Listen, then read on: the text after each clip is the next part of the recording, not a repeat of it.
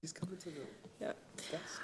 All right, good evening. In compliance with Chapter 551, Open Meetings of the Texas Government Code, I call to order a public hearing of the Board of Trustees of the Austin Independent School District for Thursday, June 20th, 2024 at 5:35 p.m. A quorum of the board is physically present at the AISD Central Office to conduct this hearing. The hearing is streaming live on AISD TV and Apple TV. It's also being broadcast on cable channel 22 through Spectrum, Astound Broadband, and on Channel 99 through AT&T UVerse. Closed captioning in English is available on these platforms for individuals who are deaf or hard of hearing. So welcome and thank you so much for joining us. So next is an opportunity for the public to share comments with the board. This time allows speakers to comment publicly pertaining to the 24-25 proposed for adoption general fund, food service, and debt services budgets. Today we have no callers who signed up to speak in person, and we have 2 who left a recorded message. So we will now move to listening to the recorded messages. Hello, my name is Ben Sutterby. I'm a resident of District 1 with a nephew who attends school in District 3, and I'm really proud of AIC. Y'all are doing a wonderful job, and I'm calling regarding the proposed tax rate of 0.9287 per $100 of value. I think it's very reasonable. Yes, please do put it to the voters. I will support it gladly. That is less than what it was in 2022. It's, again, a very reasonable amount, and we need to support our public schools. We need to fund our public schools and especially take care of the workers who do such an amazing job there educating young minds in our community. Again, I think this is a reasonable amount, especially given that it's, basically an average of what it was of the rates in 2022 and 2023 if you average those out.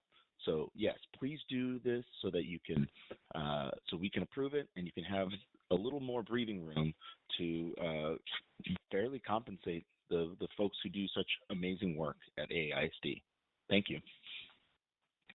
Llamo para pedir que la Junta Directiva considere un aumento para los terapeutas del habla. Los terapeutas del habla desempeñan muchas funciones en el distrito. Evaluamos a estudiantes, manejamos casos, dirigimos reuniones de ARD, creamos IEPs y proporcionamos servicios de terapia del habla. Trabajamos consistentemente como un departamento para cumplir con todos los plazos. Actualmente, las terapeutas del habla en AISD se le pagan menos que a los distritos secundantes. Pido que la Junta Directiva, por favor, incluya un aumento para los terapeutas del habla en el presupuesto para el próximo año. Gracias. I am calling to request that the board consider a raise for speech therapists. Speech therapists perform different functions in the district. We evaluate students, manage cases, lead ART meetings, create IEPs, and provide speech therapy services. We constantly work as a department to meet all the deadlines. Currently, speech therapists in AISD are paid less than those in surrounding districts. I ask the board to please include a raise for speech therapists in next year's budget. Thank you. All right, so this concludes our public testimony. Trustees, are there any questions or clarifications? Okay. Thank you, trustees. So as a reminder to the public, please feel free to share any general comments or questions on non-voting items with the board by email at trustees@austinisd.org. Next, we have a presentation on the 24-25 proposed for adoption general fund, food service, and debt service budgets. Following our hearing, the board is scheduled to vote on the 24-25 budget tonight during our regular voting meeting. I know Ed Ramos and your team have worked so hard, and you're probably so ready for tonight to be done, so thank you. Mr. Segura, would you please introduce the item? I'd love to. Thank you, President Singh, Board of Trustees. I'd like to ask Ed Ramos, our Chief Financial Officer, to join us, which he already has, to take us through the presentation. All right. Thank you. President Singh, Superintendent Segura, members of the board. Tonight, we are going to discuss the final proposed budget for the 24-25 school year, as well as the proposed tax rate to support this budget. The board will vote on the proposed budget tonight at the regular board meeting and on the tax rate in a future board meeting in August. And so the budgets that we will be looking at tonight are the general fund, the food service fund, and the debt service fund. Specifically with regard to the food service fund, they are balanced with a $47 million revenue generation, $47 million in expenditures. The debt service fund is balanced as well, bringing in $241 million in revenue. Operating expenditures of $241 million as well. The fund that we continue to discuss and go more in depth into is the general fund. Keeping in mind that the general fund, the operating fund that we will be discussing, does include the recommendation of a VATR, a voter authorized tax rate election. So when we do talk about these numbers, keep in mind that these numbers include the recommendation of a voter authorized tax rate election. So these numbers include revenue of $1.697 billion. It includes an estimated recapture payment of $821 million, operating expenditures of $954 million. That brings a net fund balance of $78 million deficit. When we factor in estimated vacancy savings and other estimated savings into that budget, also a VATR investment, we are looking at an overall deficit of $41 million for the 24-25 school year. That would leave us with a $216 million overall fund balance. Our unassigned fund balance percentage would be 21.65%. We would meet our local fund balance policy. Just as an FYI, that would put us at 86 days of fund balance. 90 days is the recommended TEA recommendation with regards to our overall fund balance policy. The assumptions that went into this general operating budget include an enrollment of 73,100 students, so that does include a flat enrollment for next year. Attendance, we did include a 64,100 average daily attendance. Basically what that includes is a 92% attendance rate. We did look at the current year's attendance rate, and that does fall in line with what we are seeing with the current year attendance rate. Just as an FYI, before the pandemic, we would look at a 95% attendance rate. So the pandemic has affected the number of days that our students are attending our school on a regular basis, and so that is a challenge that we continue to face in this district. Not only us, but school districts throughout the state continue to face this challenge as far as our students attending on a regular basis. And so we have factored that into our overall budget. The basic allotment, we have factored that in, 6,160. Keeping in mind that that number, that funding has not been raised since 2019. We have been hit with inflation since that time frame. Over the past 6 years, we've seen an estimated 17 to 18% inflation that has hit districts throughout the state. And so we continue to talk about the basic allotment, and that number is very important to us because it is the basic funding for all school districts across the state. And that's why you hear us talk about 6,160, basic allotment. It's an important number. It basically impacts our recapture payment. If the state of Texas were to increase that number, that would reduce our overall recapture payment. Increasing the basic allotment also gives us the maximum flexibility in how we, as a local school district, can use this funding with how we determine how we spend this money locally. So it does give us local control.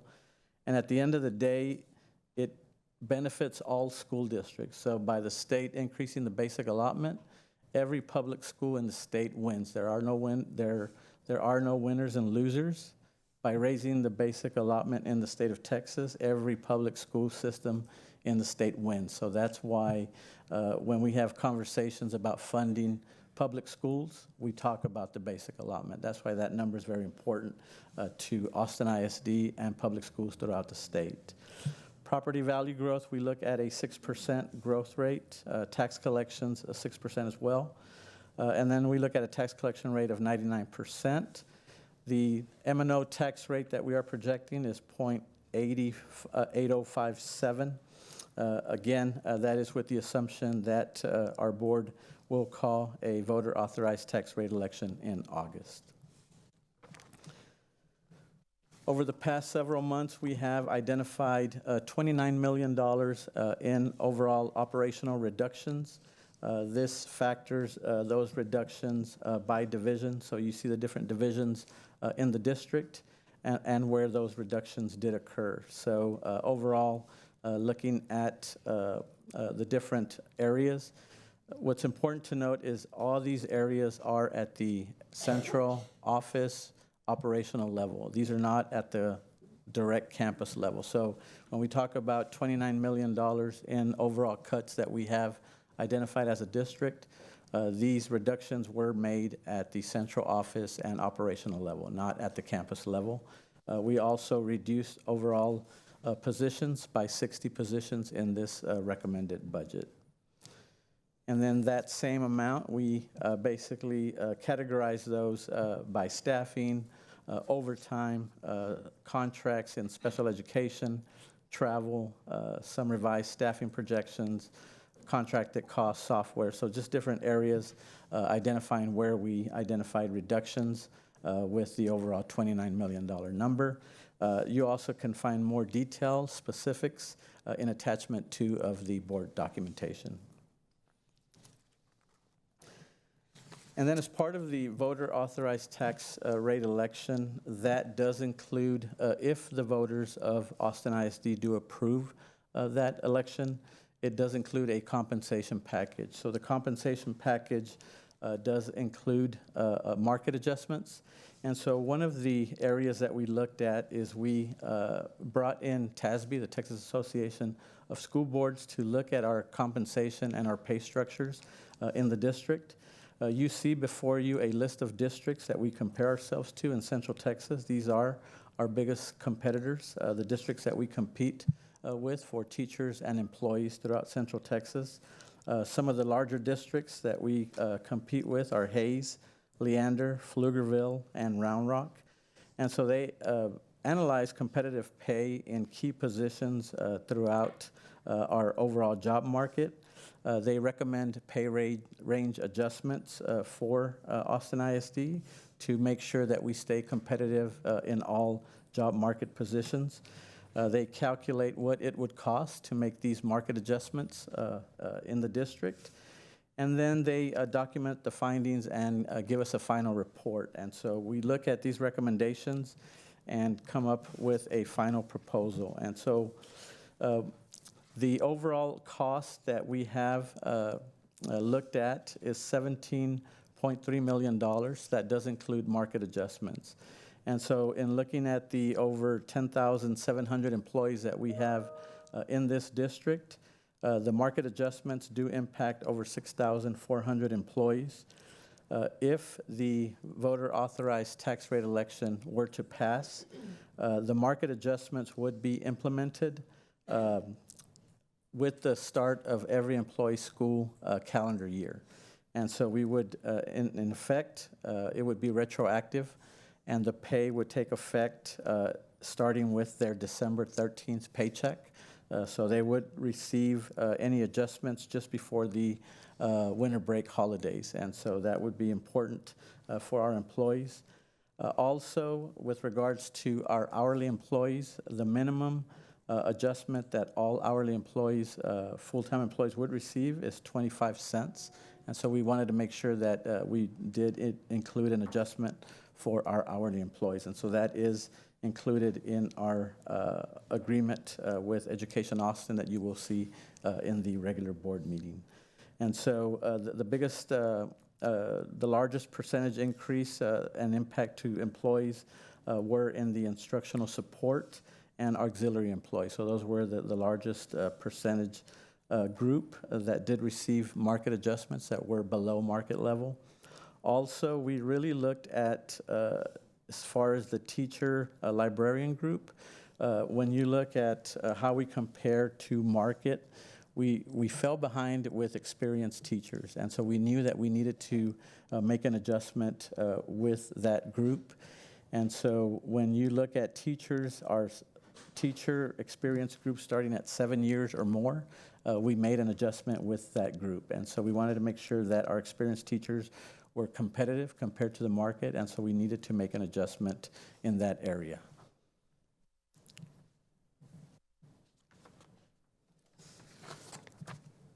When you look at the overall fiscal forecast, it's important to note again what the out years look like. And so, again, we are proposing a $41 million deficit for next year. When you look at the 25-26 school year, we fall below our recommended 20% fund balance policy. And that's assuming that we continue as is with the 41 million. We don't make any budget reductions below that. And so the 25-26 budget year is going to be critical for us as a district. We are going to have to make some difficult decisions. What's important to note is even with the voter authorized tax rate election, if that were to pass, that does not take us out of the red. That does not save us as far as our fiscal cliff that's coming in the out years without any increase in funding. And so we are going to have to address our expenditures as a district. We are going to have to continue to look at reducing overall expenditures. And so we are going to look at forming a committee and making decisions over the summer months, starting in July, and bringing a recommendation to the board in October. The goal is to have conversations with our community, with our administration, with our staff, with regards to where can we continue to reduce our overall expenditures, our overall budget, to make sure that we fiscally and financially stabilize the district. The goal is to have recommendations before the next legislative session so that we do not rely on the legislative session with regards to funding. We want to make sure that we stabilize the district so that if funding does not materialize from the next legislative session, we are prepared as a district to make sure that we are financially stable for the out years. And so it's important for us to make sure that we maintain our fund balance, our 20% fund balance goal, to make sure that we continue to provide the services that we can for our students, and to make sure that we are financially stable in the out years through the 27-28 school year. This basically shows our fund balance and what it'll look like with regards to our fiscal forecast. And this, again, assumes that we are successful with a voter-authorized tax rate election. Again, looking at the 25-26 school year, it becomes crucial for us to look at making some very difficult decisions. That year is going to be crucial with regards to our fiscal stabilization. And so we will be bringing some recommendations to the board in October. We will be having some conversations over the next several months, and those conversations will be key with regards to stabilizing the district, with regards to making sure that we are able to provide services to our students, to be able to retain staff in the out years as a district. This basically shows where our property values have been in the prior years and where they will continue to grow. So we are, again, classified as a property wealthy school district, and we will continue to be property wealthy for several years in the future. We are projected to grow at 6%, and that is what we are forecasting in the out years. Also, keeping in mind that the homestead exemption has increased to 100,000, and so that did impact the 23-24 school year, so it did slow down our property growth, but that did stabilize for 1 year, and then starting with the 24-25 school year, it begins to grow again because now you have the same comparison starting with the 23-24 school year. So we will be looking at homestead exemptions at 100,000, but again, looking at our property values, we do estimate that they will continue to grow at 6%, and we will continue to be the highest paying recapture district in the state of Texas. With regards to our tax rate, we continue to, this year we were the lowest tax rate in Central Texas. Even if we do move forward with a voterized tax rate election, we will be one of the lowest tax rates in Central Texas, either the second or third lowest in Central Texas. So again, we continue to be fiscally conservative with our overall tax rate. And so with the 92.87 cent tax rate, we do continue to be below $1, which again would be one of the lowest tax rates in Central Texas.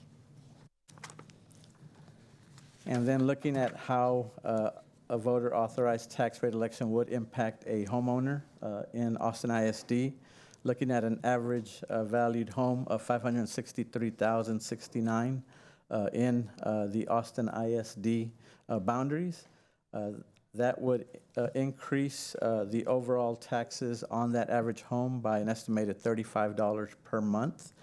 And so that is the overall impact that a voter authorized tax rate election would have on the average homeowner in Austin ISD. And then we continue to look at budget reduction strategies and ways to continue to reduce our overall deficit. And so we have identified some areas that we want to continue to look at. We have looked at a vacancy freeze, and we want to emphasize that these are in non-campus areas. And so any vacancies that occur at the campus area, those would be continued. We would continue to hire those areas. But any vacancies that occur in operational areas in central administration, we would be closely looking at those. Those would only be posted for hiring pending superintendent approval. So it's a much stricter format with regards to do we post those positions or not. And so we want to make sure that we are carefully looking at any position that we post as a district. And so the goal is to freeze positions and only post those that are approved specifically by the superintendent. We also are holding 2 months of district contributions to the health health self-insurance fund. That would save the district $7 million in our operational budget. And so we are going to implement that for the 24-25 school year. We do have a healthy health self-insurance fund, has a current $36 million fund balance, so that we feel that will not have a detrimental effect to our self-insured health insurance fund. And then again, we are one of the largest real estate holders in the Austin area, so we are going to look at real estate and see how we can monetize some of our real estate holdings. And so that is one of the areas that we will continue to look at as a district. And then we talked about looking at some difficult decisions that we will have to make over the summer months, July through October. And so in order for us to get to a balanced budget, we would have to make $78 million in overall reductions. That's an 8% reductions compared to our overall budget. And so some of the areas that we may be discussing and looking at are looking at master schedules, secondary planning periods, class sizes, efficiency, operational adjustments, continue to look at software contracts. And so these are just conversations that we would have over the summer months. These, again, would be difficult conversations in the months ahead, but one of the things that we want to make sure is that we balance those conversations with our values as a district. We want to make sure that we look at our scorecard goals, at our scorecard constraints. We want to make sure that the recommendations that we do bring to the board do take those into consideration. We want to make sure that we do have these crucial conversations with our staff, with our community, and that we do have everyone on board with the recommendations that we do bring to the board. We want to make sure that everyone understands the decisions that we are bringing forward and why those decisions are coming forward to the board. And we want to make sure that everyone understands why these decisions are being made. So again, these are going to be tough conversations, but We want to make sure that they are clear. We want to make sure that the data is present. We are going to be looking at an efficiency audit that we are currently undertaking as a district. We're also going to be looking and bringing on a consultant that will be looking at our organization, at our staffing, to make sure that we are being as efficient as we can as a district with regard to staffing. And so we want to make sure that we have all the data that we can to make informed decisions as a district. Again, these conversations are going to become very important, but it's very key that we involve key stakeholders in our community to make sure that we make valid and good recommendations. And then we want to also look at and talk about our best practices as a school district. And so there have been conversations in the media about ESSER dollars and the ESSER cliff and why school districts are in the budget troubles that they are. There have been conversations that school districts have put themselves in these budget situations because they have hired too many people using ESSER dollars. We, as a school district, hired a total of 16 positions with ESSER dollars, and so we have not put ourselves in any funding cliff using ESSER funds. We currently have 3 positions currently funded out of ESSER, and those positions have been identified with other grant funds for the 24-25 school year. Federal funding is going away. Federal ESSER dollars are going away next year. But we also know that the issues that were caused by COVID, those issues are not going away. And so social and emotional challenges, both for our students and staff, those remain. Attendance issues, teacher retention, tutoring for our students, those issues remain. And so we as a district are going to continue to address those issues with limited funding. So those aren't going away, but we as a district are committed to continue to address those with limited funding. We have addressed several areas with ESSER dollars in academics, enrollment and community engagement, technology, police, staff incentives, and operational adjustments with ESSER dollars. So again, we as a district are not facing a funding cliff as a result of ESSER, and so we just wanted to make that clear to our community. With regards to student performance in the 21-22 school year, we're proud to say that we did receive an overall B, an 88, in that school year. And then with regards to financial stewardship, we're proud to say that we do have a AAA bond rating, the highest rating that a school district in the state of Texas can achieve. And we do have a first rating, our financial rating from TEA, of an A superior rating. So we are proud of that. We have several financial reporting awards from GFOA and the ASBO. We also have a Risk Management Funds Excellence Award, and so we are proud of several budget transparency awards that we have as a school district.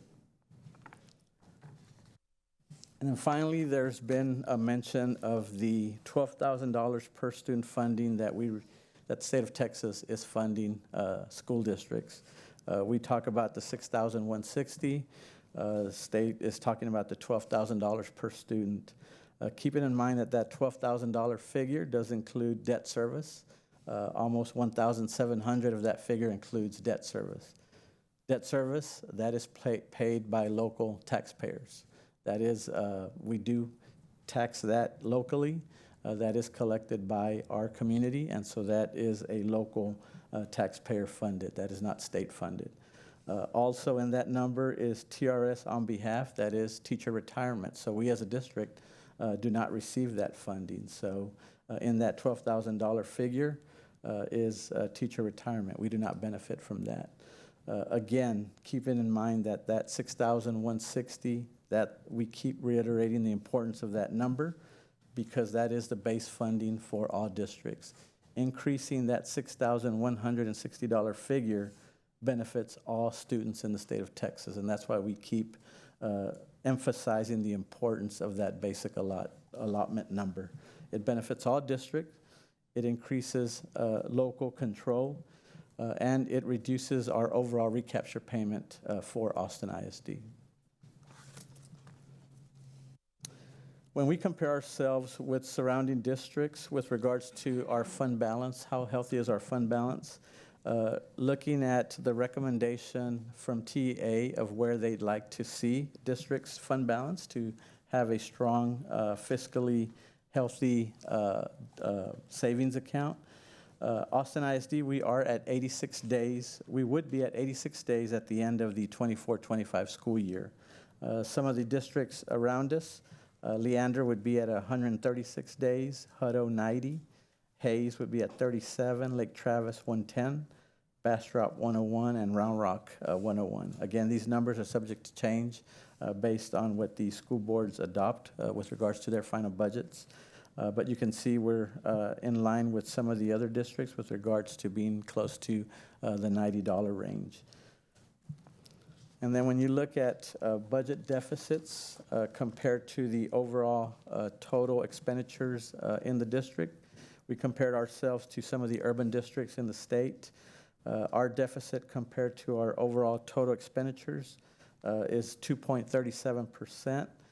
You look at some of the other urban districts in the state, Plano, 5.27, Brownsville, 4.68, Dallas, 10.36, Isleta, 3.44, and San Antonio, 8.64%. So that just gives you an idea of where we are compared to some of the other districts throughout the state of Texas. Again, these numbers subject to change depending on what these boards finalize as far as their overall budget adoption. Questions from the board? Thank you, Mr. Ramos, appreciate that. Trustees, do you have any questions? Yes, Vice President Foster. Thanks for the presentation again. So some of this is a rehearsal of things that we talk about over and over again, but we have more people, I think, listening now, and so it's worth being clear. We expect to raise $1.697 billion in revenue. We expect, you're proposing operating expenses of $954 million. So roughly 52% of what Austinites have actually given to education. We're at 52% of that in terms of what we want to spend. So we're a self-funded district. Am I understanding that correctly? We're essentially a self-funded district? That's correct. But we're more than a self-funded district because we're also a district that after we raise this $1.697 billion, we give 48, no, we don't give. 48% of that is seized by the state for them to do as they see fit. And their claim is that it's all going to support other school districts. So we keep 52% of what we raise, self-fund, and then give 48% of what we raise, $821 million we give back to the state, okay, or the state takes from us. So that's all correct? That's correct.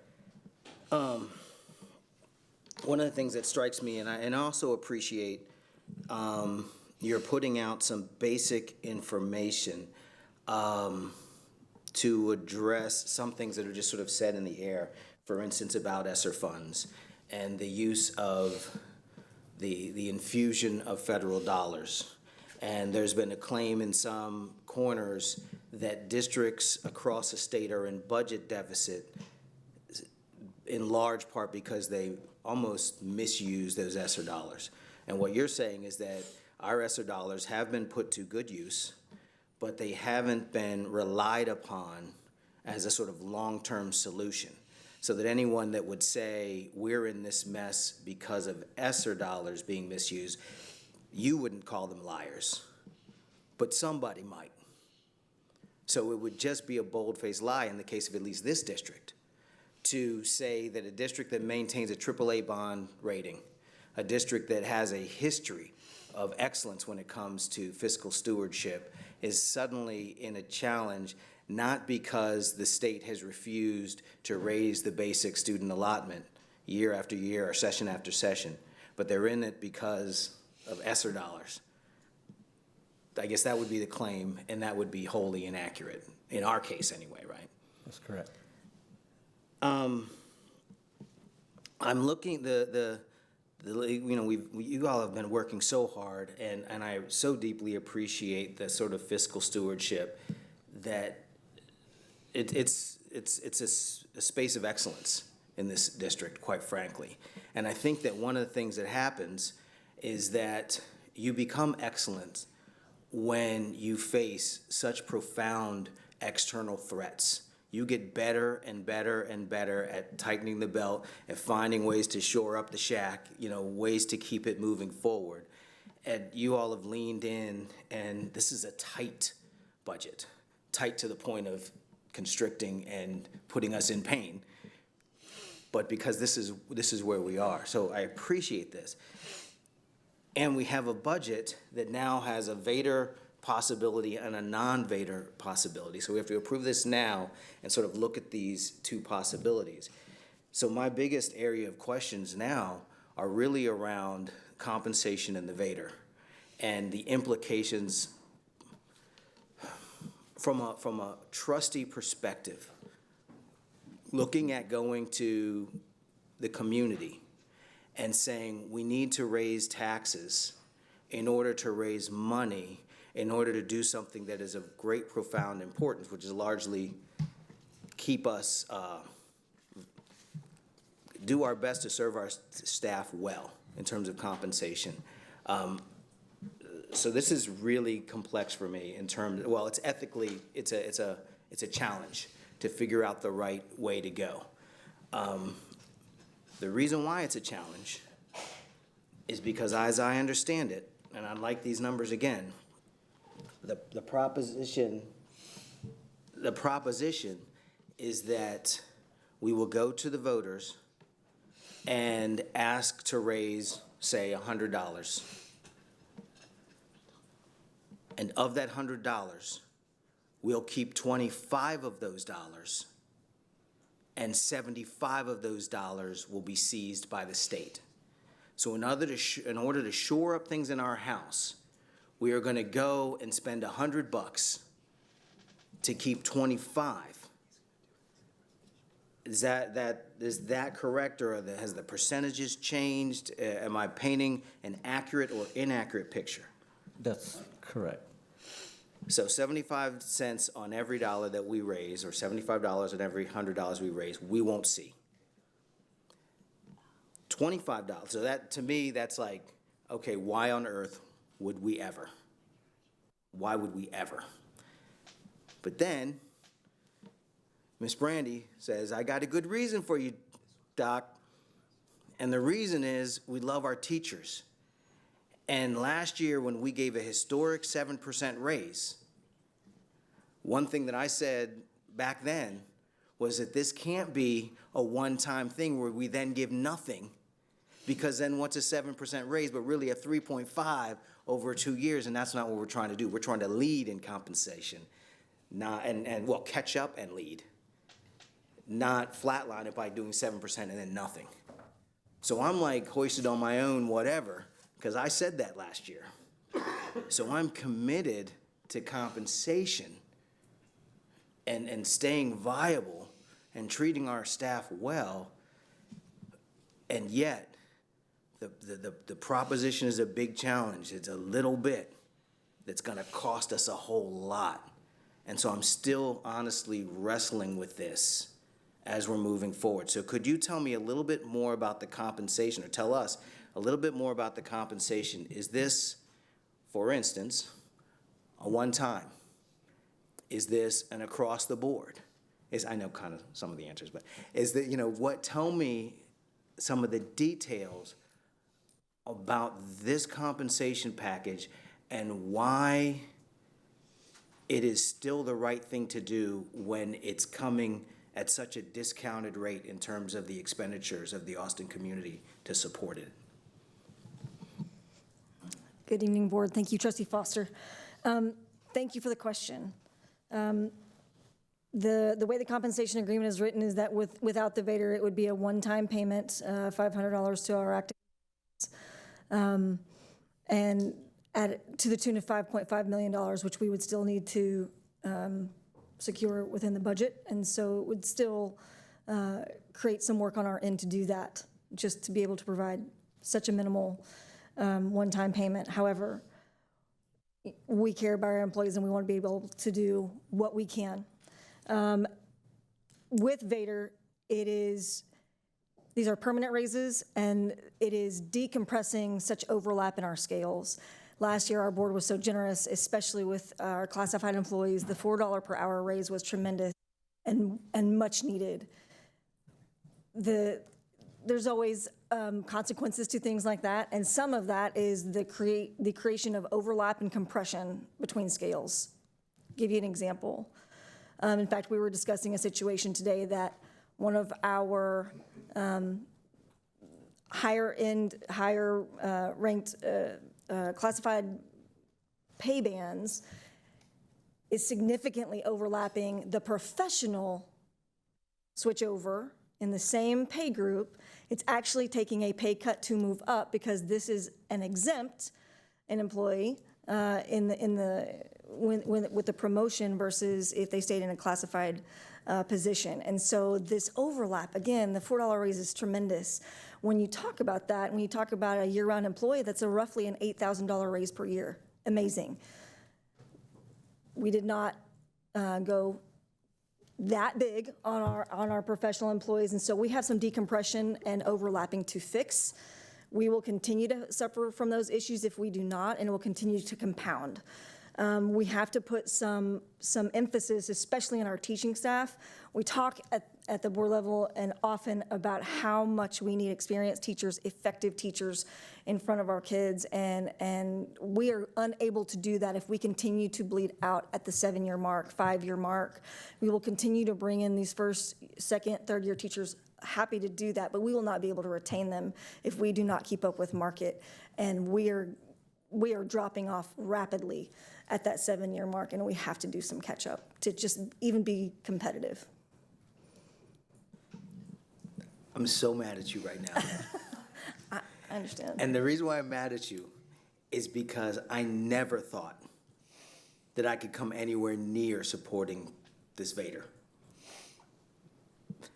And as much as deeply committed I am, I'm deeply committed to compensation and to pushing wages of teachers and staff, and still couldn't see the proposition. And I couldn't see the value. It just didn't work for me. But what you all have come back with, anytime, so a basic rule of policy is that sometimes you got to go big. And I think 7% last year and $4, that was going big. Anytime you go big in policy, what you're doing is you're swinging the pendulum. And you are almost automatically going to introduce unintended consequences that in next cycles you have to adjust for, to bring the pendulum not like this all the way to the other side, but to bring it back to the center. So when you raise the prospect of salary compression, perfect example. It's very difficult to, I'm saying this to you, you know, it's very difficult to affect wholesale change in compensation without introducing bugs that you then have to account for. But that's okay. That's what additional cycles are for. Unless you fall to a fiscal cliff and now you can't do it. So having seen specifically the compensation package and the nuance, and that you're not going, and you also poison pilled it for me when you said without the Vader, we're just going to give one-time bumps, when you all know I hate one-time bumps because I think they're a scam. When you give people raises, you give them to their base. You don't give them one-time things that helps you through Thanksgiving and Christmas and people are happy, but you have set them up for long-term continued pain. So I'm doubly mad at you because you poison pilled the non-Vader option and in its place put in a compensation package that is again, I think excellent, considering the constraints that we're under. So thank you for making my life tougher in a way that I'm actually okay with. That kind of changes my position on a lot. I'm sure that there are tough questions about the budget remaining, but even within the context of those tough questions, I'm just so proud and pleased with y'all's work. Thank you. Thank you. Thank you. Any other trustees have questions or comments? Secretary Boswell. Thank you both for all of this, and thank you to everyone who's been part of this work, from the campus level up to get us here. I know it's been an exceptionally hard budget cycle for all of you, for our community, for the people who work for the district, for our families. We're all feeling this, and I know you've been at the center. So first, I just want to say thank you. I want just a point of real clarity for our community that I think we've danced around, but just want to say it plainly. The budget that you are bringing to us, that you are proposing, includes the assumption that we have a voter-approved tax rate election. That's correct. Okay, I just think that's really important to make that very, very clear for our community. And that if that doesn't, we will be coming back with an amendment and the budget will end up looking very different and much worse. That's correct. Okay, just want to thank you for that. I'm super clear about that.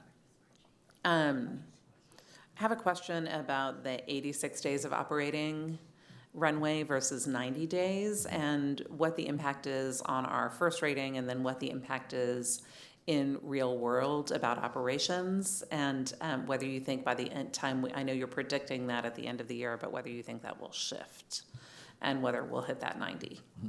So the 86 days, that's the assumption at the end of the 24-25 school year. So that gives us time to get to the 90 days. And so our goal is to, at the end of 24-25, be at 90 or above. So finish the year better than the $41 million deficit that we're projecting for next year. Okay, thank you for that.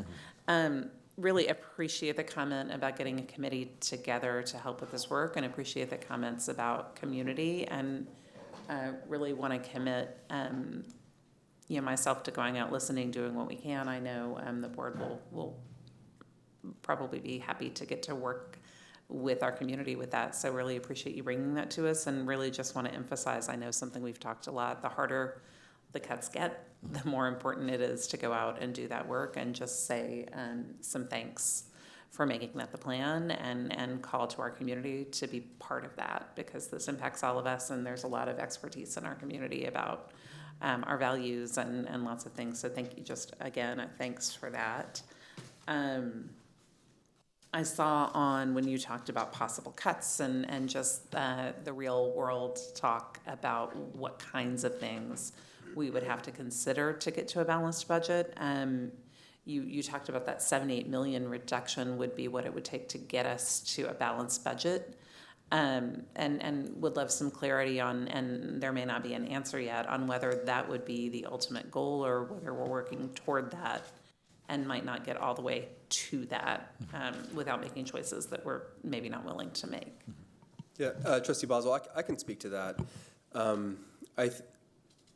I think it's really important that we do everything we can to communicate to our community that we have become as efficient as we can be without adversely impacting the classroom to the best of our abilities. We know there's going to be an impact, so I just want to be very, very clear at the scale that we're talking about.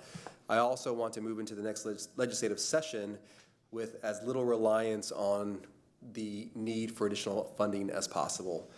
But I do acknowledge that 70+ million is an ambitious goal, but I would like that to be the goal. It's not necessarily going to be the required goal, but I do want to leave no stone unturned, I guess is what I would say. Thank you. I appreciate that. And just keep that reality in mind. And I appreciate sharing that reality, again, with our community. The more real we are, the better our community can understand what's happening and have a meaningful voice in that. So thank you.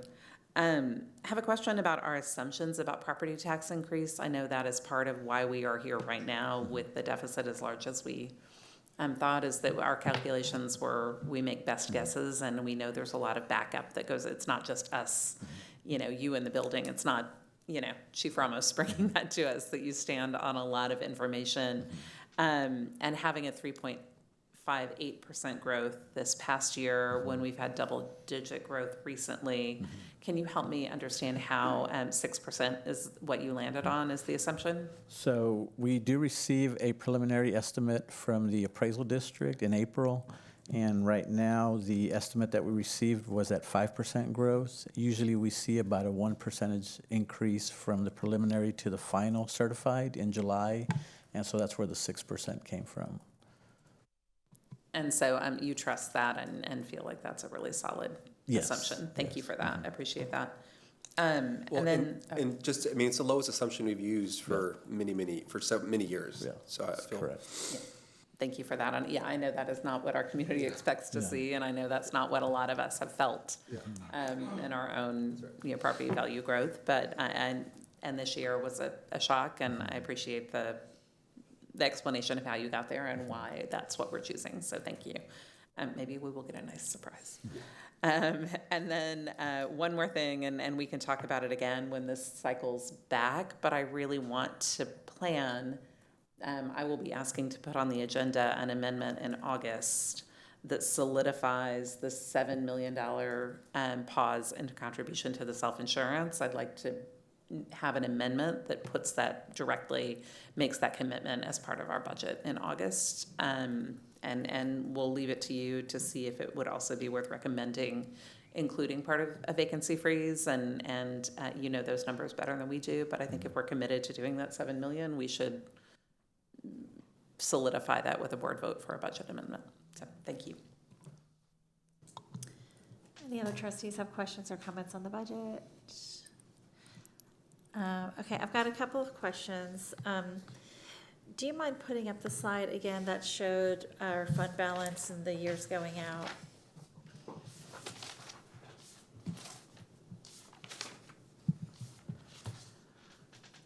So this gives me a little bit of heartburn, as I'm sure it does for you as well, Superintendent and Ed. So I just want to make it clear, like, I think typically when we have adopted a budget, we actually are okay for like 2 to 3 years out with our fund balance. And so this is the first time that I've voted for a budget that keeps us within the fund balance only for the year that budget, for the budget that we're approving, and it dips down to 19.4% in the 25-26 school year. And our fund balance amount is 20%. Your operating budget. Right, operating budget. Y'all couldn't find 0.6% so that we could have just had a 2-year cushion?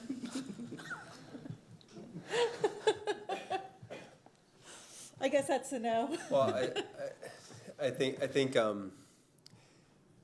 we're trying to be very regimented in what we take as a reduction and be able to defend it. I think in the past, we've maybe gotten into using strategies where we're extrapolating or making kind of assumptions. Could we do it? Yes. I feel good with these numbers, and I feel like these are conservative, so I do hope that and do expect to beat them. But yeah, I think that's kind of the challenge that we have as a team, is not wanting to put anything forward that isn't something that we know we can support and defend. But yes, Okay. it's close, and I think we'll get there anyway. But Okay, all right, The thank you. goal is to confidently beat these numbers. You think so? Okay, good.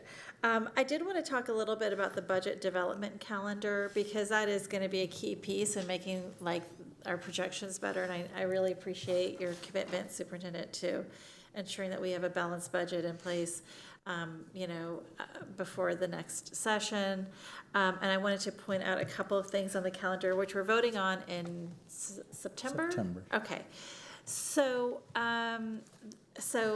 Rose 10, like the pink rose, begin sessions with Budget Committee. I'm glad to see that. I just wanted to make a plug for engaging our LRP and sort of maybe reviving that, because that is a group that is pretty cross-sectional across the district, and it wouldn't necessarily be all the same people around, but I really thought that was a good structure for the bond when we were really tackling all sorts of holistic issues in the district. And those folks have all been trained on equity and, how we view equity in AISD and that type of thing. So I just want to encourage us to consider using the LRP or some iteration of the LRP as our budget committee. And then I would also say, like, the December, let's see, row 23, present itemized proposed budget expenditure reductions. We're gonna hold you to that, okay? Like, we really need to see that early, even if it's a draft. And really, is in particular, tie this back to our student outcomes, you know, like, I know that we are really, we have to make, you know, a lot more cuts, and we want to ensure that this will give us time to understand how this would or would not impact our student outcomes. So I think those are like the two main pieces of feedback I had, but I would encourage trustees to, if you haven't taken time to look through this carefully and send your feedback to the administration on it. The other thing, let's see, budget committee. Okay, actually, I think those were all of my comments, but I do want to just join my colleagues and say thank you. We're in a tough situation, but I so appreciate our high financial ratings, and it's not easy to do that, right? Like, not every school district gets a AAA bond rating, and these are things that I really value, and so despite the grim picture, there is something to celebrate here, so thank you. It's a huge team effort, so I really appreciate my team. Of course, thank you, and I hope you're going on vacation, Ed, after all this. No, he has to start working. Oh, gosh, okay. Sorry, Ed. Okay, well, I think, any other questions, last call? All right, so at this time, we will, oops, let me find my thing. Sorry, I've got a lot of different files. Oh, here it is. Okay, so this time we'll adjourn our public hearing, take a short break, and then return to open the regular voting meeting. So Secretary Boswell, do I have a motion to adjourn this meeting? So moved. Is there a second? Second. Having a motion by Secretary Boswell and a second by Trustee Zapata to adjourn. All those in favor, please raise your right hand. The motion passes unanimously. This meeting is adjourned at 6:31 p.m. Thank you.